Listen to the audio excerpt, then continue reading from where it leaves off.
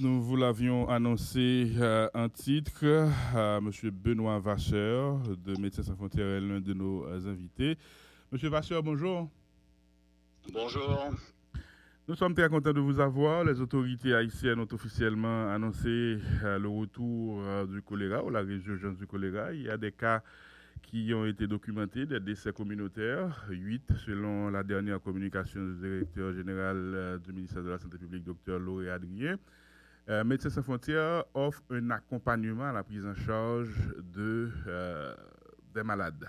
Quid de cet accompagnement, M. Vasseur?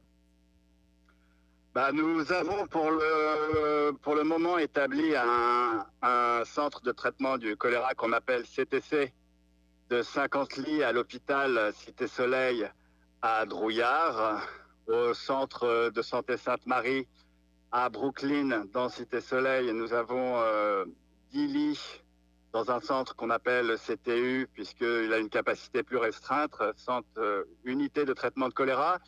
Et à Turgeot, où je me situe actuellement, nous avons un CTU d'une vingtaine de lits. Ceci avec des points de réhydratation, avec des selles de réhydratation oraux dans les communautés de Cité Soleil et de Carrefour-Feuille et de Martissant, et avec un appui que nous planifions sur divers centres de santé. Qu'est-ce que vous appelez point de réhydratation oraux? Ce sont ce sont des stands dans la rue où nous distribuons des sels de réhydratation oraux ainsi que de l'eau potable. L'eau potable, comme vous le savez, est une denrée qui, malheureusement, au regard de la situation actuelle, devient de plus en plus rare. Brooklyn. Pardonnez-moi, pour poursuivre, pardonnez-moi. Non, je voulais dire qu'il s'agisse de l'eau elle-même ou des difficultés quant à son approvisionnement. Ok. Maintenant, Douya, Brooklyn, ce sont des quartiers de Cité Soleil et Cité Soleil a un conflit armé. Comment est-ce que vos équipes parviennent à fonctionner, à fournir des soins de santé aux personnes qui souffrent de choléra dans cette communauté? Bon, en effet, comme vous le dites, Brooklyn est régulièrement sous les balles.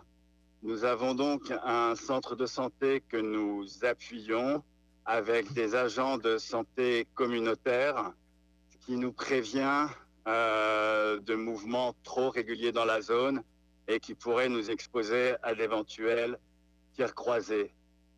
Quand il s'agit de transporter des patients du centre de santé à la structure hospitalière, nous utilisons des chauffeurs moto locaux et on arrive à avoir des communications avec les différents acteurs armés qui peuvent nous permettre de circuler à certains moments bien définis. Ok.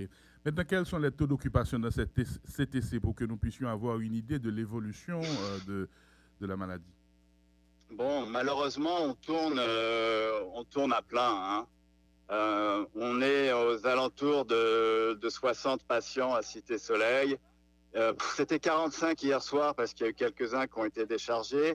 Sainte-Marie, c'est plein.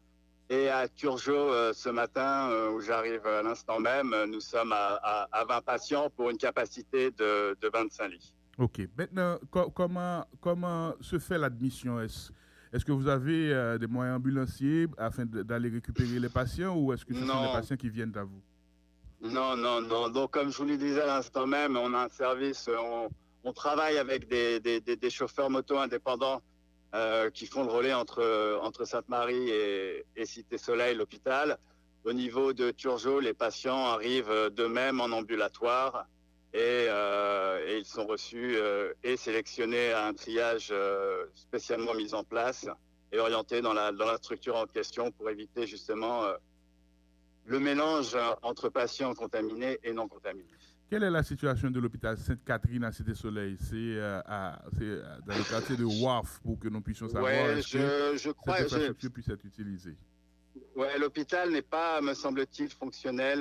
Je ne peux pas vous en dire plus. Je préfère ne pas trop m'avancer là-dessus. Ok, je comprends. Maintenant, pour revenir à la question sur le taux d'occupation, Ouais. la fréquence de réception des patients laisserait croire que l'épidémie tendrait à se répandre ou pas? Comment est-ce Bon, que...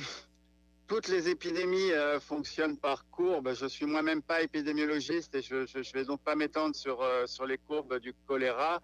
Il semblerait qu'on ait quand même eu un gros nombre d'admissions le week-end dernier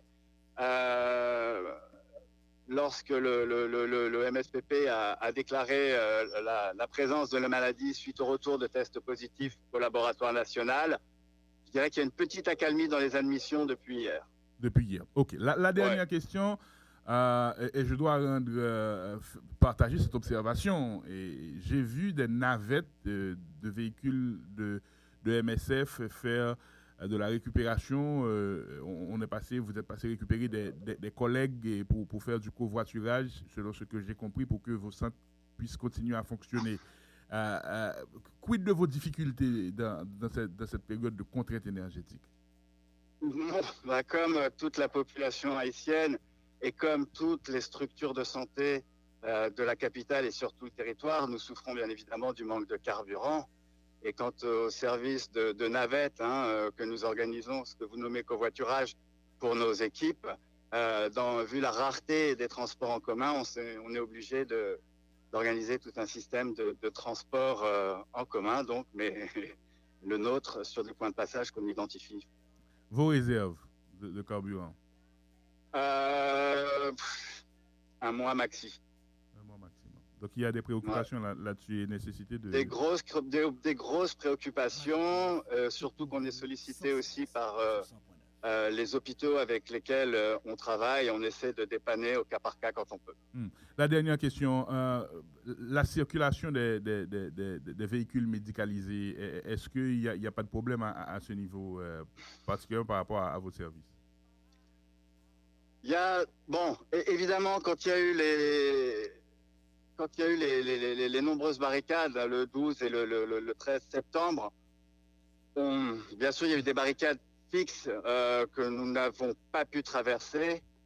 Mais, et Dieu merci, et on remercie la population haïtienne, on jouit d'une acceptance formidable. Et la majorité des cas, les gens nous font passer au travers des barricades. Monsieur Vasseur, merci pour tout ce temps nous. Et Kembela, passez bonne journée. Merci à vous, bonne journée à tous et très bon courage. Merci beaucoup. Voilà, c'était monsieur Benoît Vasseur.